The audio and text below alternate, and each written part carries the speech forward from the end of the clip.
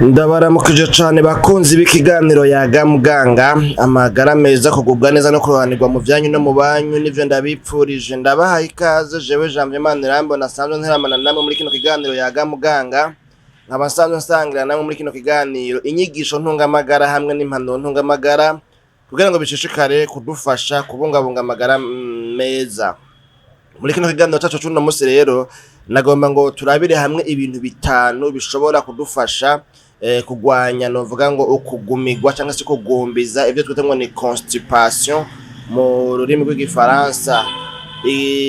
Kugumbiza cyangwa se kugumigwa mu nda mbega niki, kugira constipation mbega niki, ni ryari umuntu avuga yuko novuga ngo yagize constipation. Constipation ngaha definition mfise nashize mu Kirundi ivuga ngo ni ukugabanuka k'urugero canke incuro umuntu yituma umwanda mukuru guherekejwe no gusohora umwanda mukuru bigoranye cane.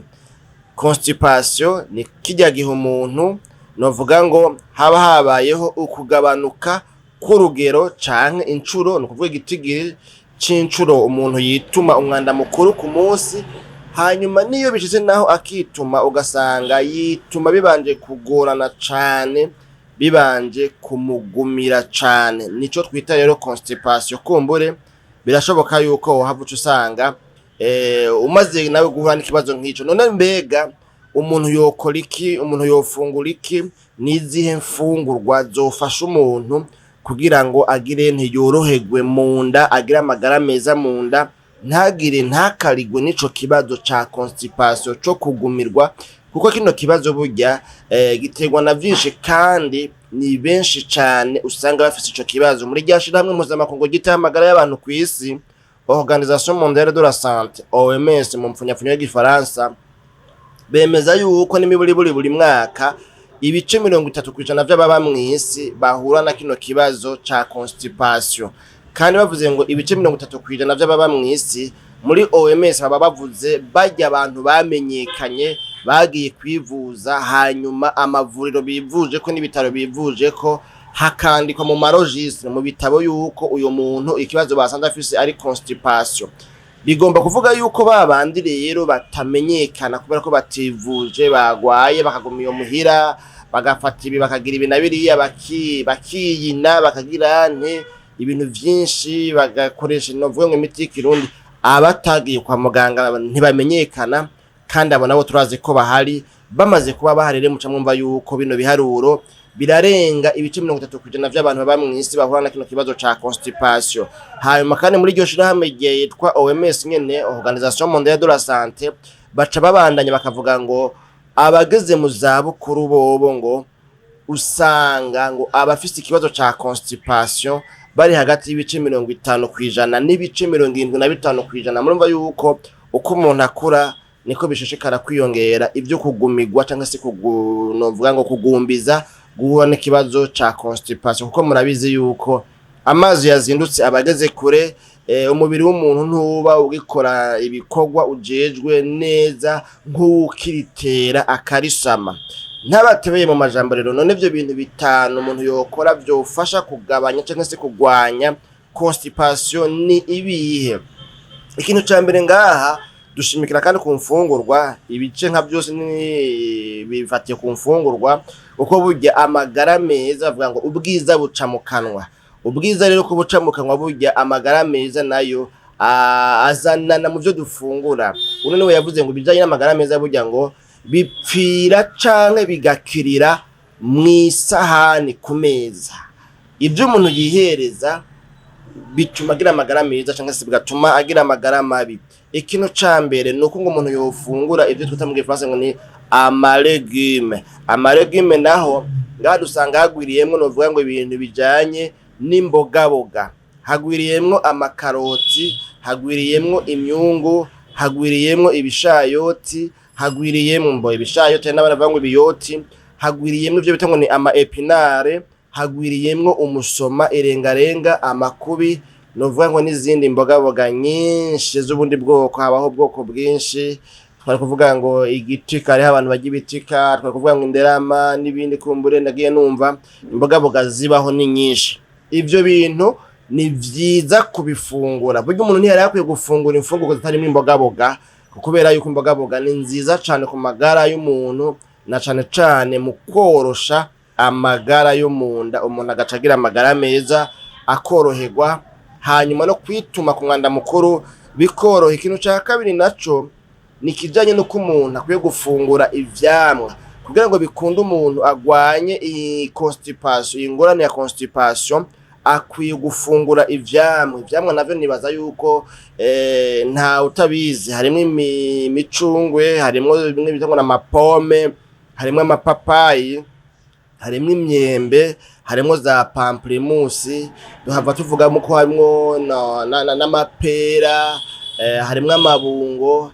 Ivyamwa navyo nyene biri ubwoko bwinshi, amatunda, amabungo, amapera, n'ibindi vyamwa bitandukanye tutadondaguye, murabizi ko ari vyinshi. Ivyo vyose navyo nyene kubifungura ni nkenegwa kuri kino kibazo kijanye na constipation. Aho rero twinjiyemwo en detail ngo twerekane mbega vyongereza iki mu mubiri. Twaravuze yuko imbogaboga n'ivyamwa bigwiriyemwo amavitamine n'ivyunyunyu umubiri wacu ukeneye kugira ngo wongerereza inguvu abasirikare bo mu mubiri, umubiri wacu ushobora kugwanya imigira y'indwara n'ibiza byose biwutera, umubiri wacu ushobora kugwanya ibyo twita ngo ni inflammation, umubiri wacu ushobora kugwanya ibyo twita ngo na mambona, kuko ko ibi tuvuga ni ama antioxidant. Uravyumva, twaravuze mu biganiro byarenganye ngene ama antioxidant ahepaha, novuga ngo asana uduce ndemangingo tuba twasinzikajwe n'ibibazo umubiri wahuye navyo, kandi tukongera twagirane tukongereza novuga ngo ugukingira umubiri kugira ngo umuntu ashishikare kugira amagara meza mu buzima bwiwe bwa misi yose. Hanyuma rero ikintu kigira gatatu gikurikirana naco ni icuko umuntu yonywa amazi ku rugero rukwiye. Tuvuze ku rugero rukwiye naho nyene twaravuze mu biganiro byarenganya, batashoboye kubiramuze mu birabe, twaravuzemwo ingene umuntu akwiye kunywa amazi, n'amazi akwiye kunywa uko yobangana. Ariko muri make no muri menshi twerekanye yuko umuntu akuze adakwiye kunywa amazi ari munsi y'ilitiro n'inusu canke amaritiro 2 ku munsi, kubera yuko amazi afise vyinshi cane afasha. Kunywa amazi rero ku rugero rukwiye birafasha navyo nyene kugwanya iyi constipation turiko turavuga, cyangwa se kuno kugumigwa mu nda umuntu ashobora guhura nako mu buzima bwiwe bwa misi yose. Hanyuma ikintu kigira kane naco ngahayi nico ko umuntu akwiye kwirinda kunovuga ngo gufungura imfungurwa ziteba guhoka. Wipfuza ko utagira kino kibazo ca constipation cyangwa se cyo kugumbiza cyangwa se cyo kugumirwa novuga ngo munda, bisaba yuko wirinda gufungura ibintu novuga ngo biteba guhoka, biteba kuba digere, ibintu digestion itoroha. Ivyo navyo akenshi ni ibintu bigwiriyemwo ibikomoka mu mafarini, vya pati, ya mikate, vya bitumbura canke n'ibindi vyose bahingura bakuye mu ntuze mu mafarini, akatariga kusanga ari ibintu bigirane bituma umuntu munda hiyugara, bituma munda umuntu agumirwa. Nibuka tukiri ku ishuri ry'ubuganga muri kaminuza y'umwizero wa Afrika, hariho umuntu ariko aratwigisha atubwira ngo iyo umuntu cyangwa umwana wari we wese agwaye ingwara yo gucibwamwo, hanyuma mukaba mutari hafi yo kwa muganga, ikintu ca mbere wokora nimba ashobora gufungura, ukaba ushobora kuronka imikati, cumutsindagiramo imikati, ajya imikate myinshi ishoboka. Ico gihe ngo mu mwanya muto ya diare ntumenye iyo ikamanganiye.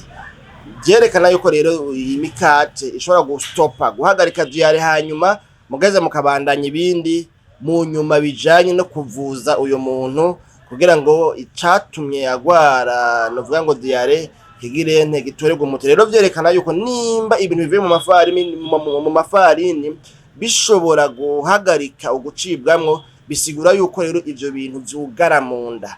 Ibintu vyugara mu nda rero navyo bishobora gutuma hatabaho constipation, kandi constipation niyo turiko turagwanya mu kiganiro yaga muganga cacu cuno musi. Ikintu ca gatanu arico canyuma tugomba dusozerere ko muri bino bintu bitanu twari tuzanywe no kubabwira, nuko umuntu yokora imyimenyerezo ngorora mubiri cyangwa se imyimenyerezo nonoramitsi. Iyo nayo irafasha nayo nyene gutuma munda ibihimba vyo munda novuga ngo biba a mouvement hari byo twita ngo ni peristaltisme igira nte yoroherwa iyo umuntu ataguma hamwe na hamwe ngo agume yicaye hamwe umunsi wose joro no murango ugasanga umuntu yamari hamwe burya abantu bakunda kuguma bicaye ahantu hamwe na hamwe ntibabuje ntibagendagende ntibagorora imitsi nabo nyine barakarirwa na kino kibazo ca constipation bakunzi b'ikiganiro yaga muganga akaryoshe ntigahora mwitama kandi kuvuga menshi murazi ko atariko kuyamara ivy'amagara y'abantu ntawo bihereza muri kino kiganiro ariko nizera ko muhakuye ubumenyi butari buke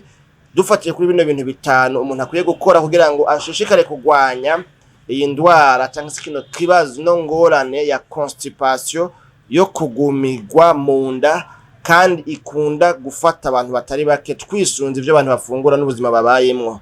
Jewe Janvier Mandi nambo ndarene na batunganije kino kiganiro ni hano ndabasezereye naho ubutaha mu biganiro by'ubukurikira kandi mwebwe bashasha mufishonde kuri sabone cyangwa subscribe kugira ngo bikunde muze muraronka ibiganiro byacu ni agahwane.